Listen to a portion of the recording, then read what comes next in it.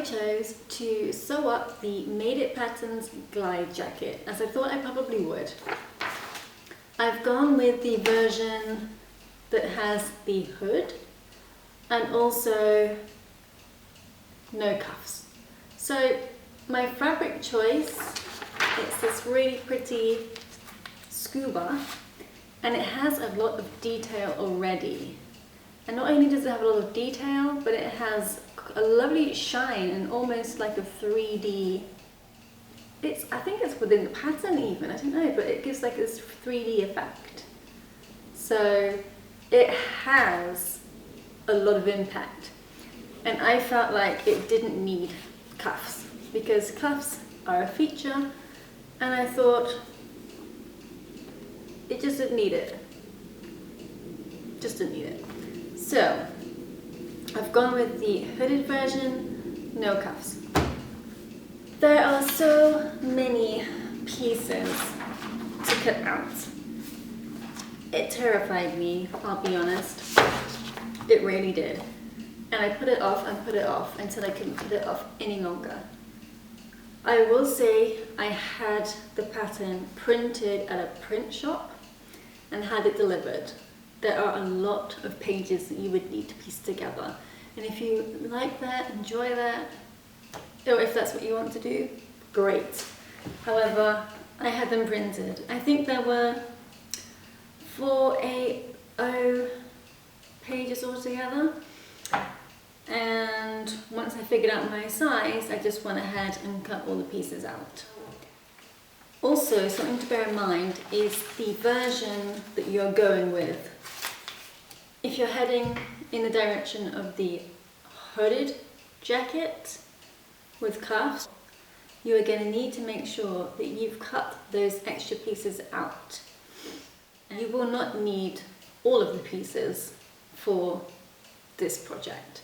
Depending upon which version you're making, you'll need either these pieces or those pieces. So I used quite a few different techniques when cutting out because of the sheer amount of pieces that there are. And it's something that I wouldn't normally do if I'm just sewing up a t-shirt or a jumper. Something easy, I wouldn't even bother getting my chalk out. I just stick a pin in instead of a notch, or, I mean, you don't even need to number the pieces because there aren't that many. But here I have so many pieces, and it was just, it took a whole morning. I'm glad to say it's done.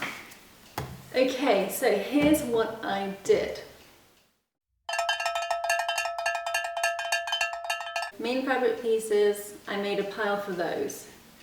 There were pieces that were to be cut with lining fabric, and there were pieces that just needed to be cut out from interfacing.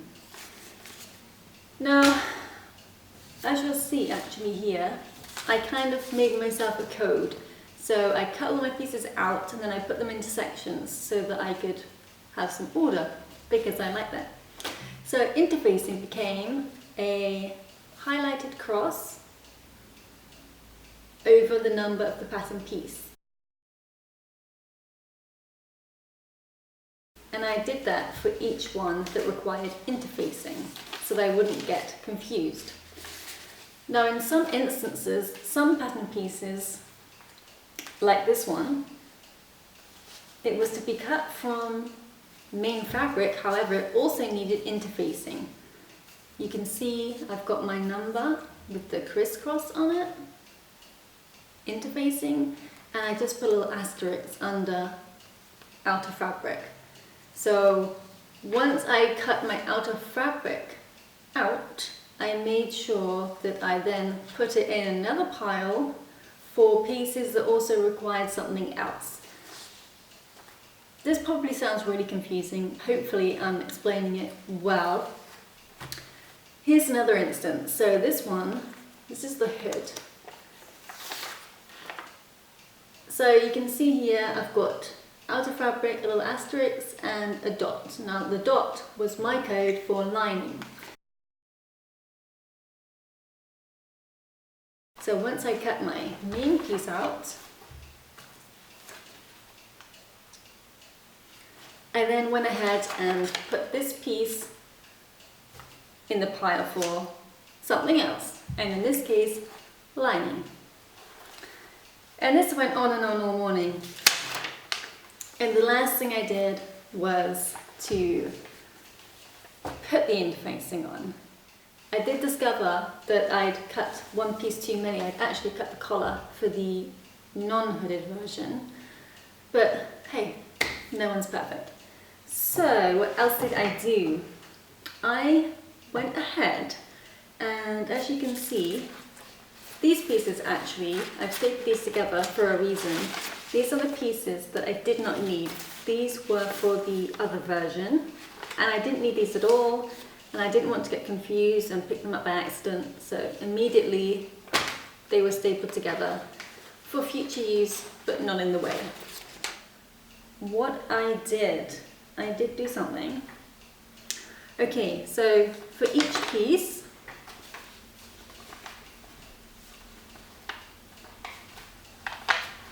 that's not a good example, because apparently I didn't do it on that piece because it was clearly obvious it was the hood.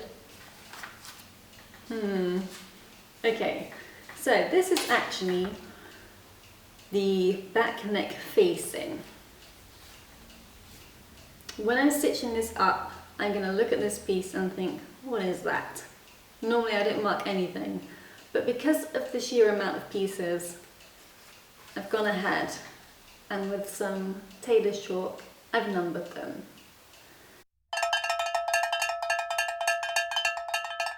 So just in case it loses its little pattern friend along the way, I'm not going to think, oh my goodness, what on earth was that?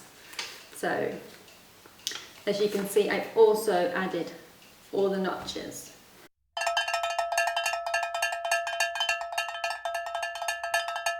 Now notches, you want to be careful because when you're cutting them out, on some pieces you can still see notches for other sizes, which will not have anything to do with your size. So what I did when I still had my highlighter, my handy highlighter, I can find a piece and show you. She says, okay, here's one. So here you can see that on this piece there are many notches for different sizes, and during the cutting out stage I wanted to make sure that I knew exactly which ones I needed to be concentrating on. So I just got my highlighter and added a little mark, so that I knew that was the one I had to add to my piece of fabric. So what Made It Patterns provide in their instructions, which I find fantastic, well done, thumbs up, Made It Patterns, they provide you with a checklist so that you know exactly which pieces you're cutting out, and that helps you to realize if something's missing. As you can see, this is going to be quite a project, and by the amount of pieces I have in front of me, this is the biggest project I have tackled. I'm going to do it bit by bit. I'm not going to put too much pressure on. I'm going to start, stop, start, stop. Something that I don't normally do. I like to binge sew, which is never good. I get to that point where I think, did I eat lunch yet? It's always no. Just to give you an idea of what I mean, here they give you a cutting guide, and dependent upon which version you're making, this page is for with hood, there's another page for without hood, and it's coded which pieces you'll need for using main fabric, using lining and interfacing. And what I did once I cut everything out is I used it as a checklist. I got my pencil, I got my piece, and I looked, okay, front, main fabric, got that. Then I looked front facing, main fabric and interfacing, have I got those pieces? And once I did all of that, I interfaced.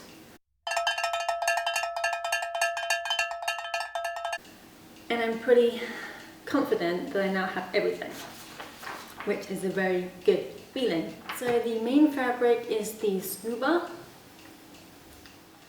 The lining is a polyester cotton, and I chose this beautiful feather print. I thought that would go really nice and subtly with the jacket. I did consider a big contrast, something really bright, but actually with it being autumn rather than spring, I thought, no, I'll head the more muted way, so that was what I chose. From Minerva Crafts, I ordered a chunky zipper, open-ended obviously because it's a jacket and you want to be able to get it on and off, and 2 invisible zippers for the pockets. Something else that terrifies me because till this day I have not been able to put in an invisible zipper. They've always been visible, so watch this space. Finally, my thread. So there you have it. I have everything I need to make my jacket. Kind of petrified, if I'm honest. There are so many pieces. I'll see you on the other side.